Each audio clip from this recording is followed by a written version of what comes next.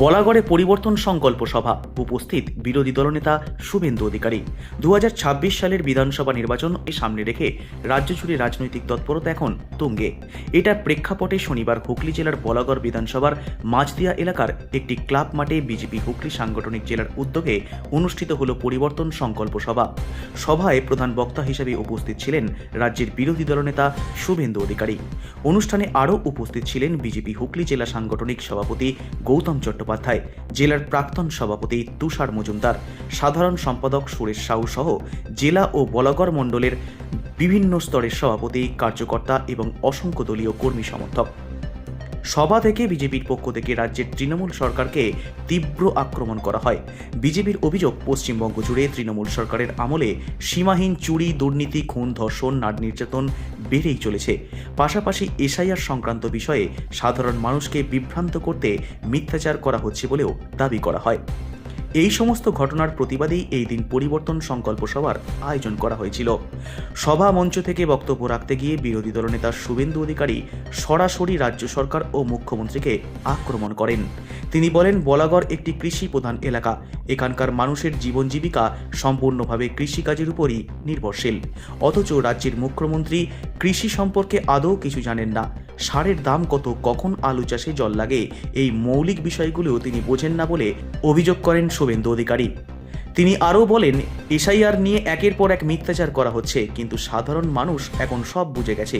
মুখ্যমন্ত্রী শুধু মানুষকে বোকা বানানোর চেষ্টা করছেন বলেও কটাক্ষ করেন তিনি। রাজ্য সরকার কৃষক, সাধারণ মানুষ ও যুব সমাজের স্বার্থে কাজ করতে ব্যর্থ হয়েছে বলেও দাবি করেন বিরোধী দলনেতা। উল্লেখযোগ্যভাবে সভা চলাকালীন কোনো রকম অপ্রীতিকর ঘটনা এড়াতে হুগলি জেলা গ্রামীণ পুলিশের পক্ষ থেকে বিশাল পুলিশ বাহিনী মোতায়েন করা হয়। গোটা এলাকা জুড়ে ছিল কড়া নিরাপত্তা ব্যবস্থা। এই সভার মাধ্যমে বিজেপি নেতৃত্ব স্পষ্ট বার্তা দেয়, আগামী নির্বাচনে রাজ্য পরিবর্তন আনতেই হবে এই পরিবর্তন সংকল্প। জন্য মুখ্যমন্ত্রী মমতা ব্যানার্জি নিজে দায়ী। কারণ এই মেসির আশা অনেকদিন আগে ঠিক করেছিল একটা ব্রোকার শতদ্রু বলে। অনুমোদন দিয়েছেন মুখ্যমন্ত্রী, পুলিশ মন্ত্রী মমতা ব্যানার্জি।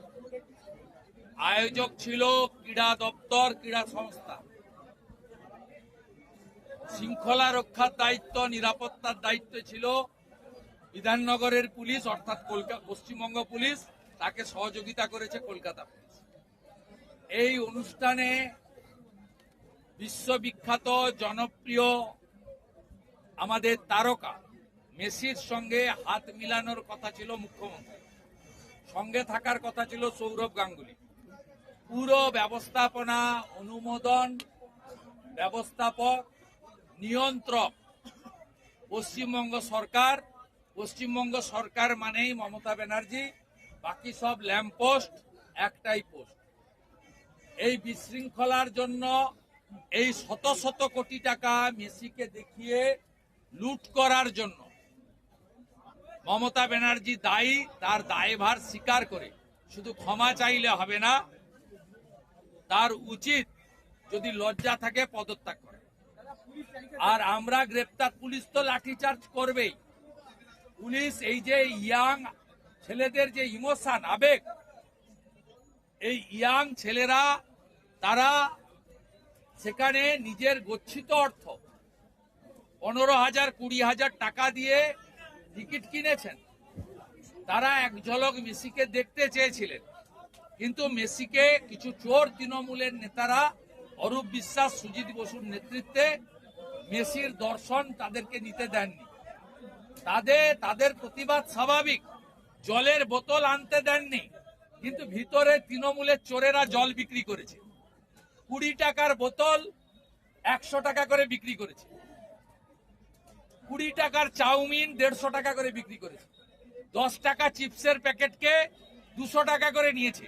ভিতরে এই যে অসংখ্য হাজার হাজার জলের বোতল, গেটে পুলিশ জলের বোতল আটকানোর পরে ভিতরে জলের বোতল দিল কে? স্টলগুলো কারা দিয়েছিল? কোন কোন অরূপ আর সুজিতের লোকেরা এই 20 টাকার জলের বোতল 150 টাকা করে বেচল? তৃণমূলের চুরি সংস্কৃতির আরেকটা নমুনা আজকে। তৃণমূল চোর সবাই জানে।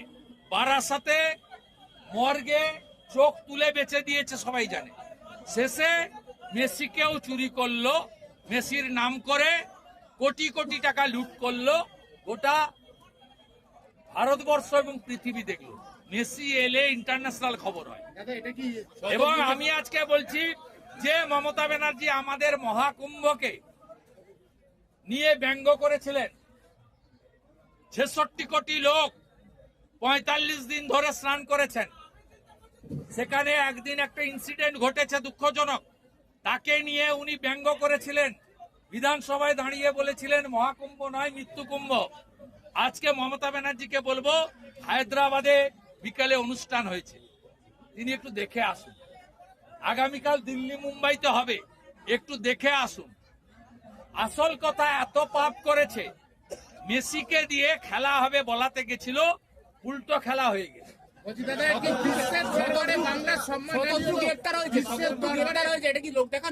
অরূপ বিশ্বাস, সুজিত বসুর গ্রেপ্তারি চাই।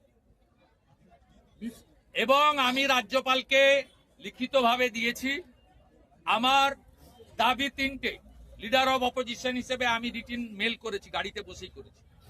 1 নম্বর দাবি হচ্ছে সবার টিকিটের দাম ফেরাতে হবে। 2 নম্বর দাবি হচ্ছে শুধু শতদ্রু নয়, অরূপ বিশ্বাস এবং সুজিত বসুকে মন্ত্রিসভা থেকে বরখাস্ত এবং আইনি পদক্ষেপ নিতে হবে। তৃতীয় হচ্ছে মমতার কালীঘাটের পাড়ার ইনকোয়ারি চলবে না। কালীঘাটের পাড়ার লোককে দিয়ে ইনকোয়ারি বসিয়েছে, নাম বলছি না আমি। সিটিং জাজকে দিয়ে সিট বানিয়ে কলকাতা পুলিশকে বাইরে রেখে ইনভেস্টিগেশন করতে হবে। এবং আপনি নিশ্চিন্ত থাকুন, যা ব্যবস্থা নেওয়ার দরকার আমি নেব। প্রতারিত দর্শকদের পাশে বিজেপি এবং ভারত বিরোধী দলনেতা আছে। কি করে কান ধরে টাকা আদায় করতে হয় আমি জানি, আমার সে বিদ্যা বুদ্ধি আছে, সেটা করে আমি দেখাবো। বলছি দাদা, বিশ্বের দরবারে কি বাংলার সম্মানহানি হলো আজকের এই ঘটনা? বিশ্বের দরবারে যারা বলতো মমতা বাংলার গর্ব, আজকে তারা বলছে মমতা বাংলার গর্ত। সেলিমের সাথে সুমন চক্রবর্তী রিপোর্ট, হুগলি টাইমস। মাননীয় শুভেন্দু অধিকারী মহাশয়, আমি ওনাকে স্বাগত জানাই।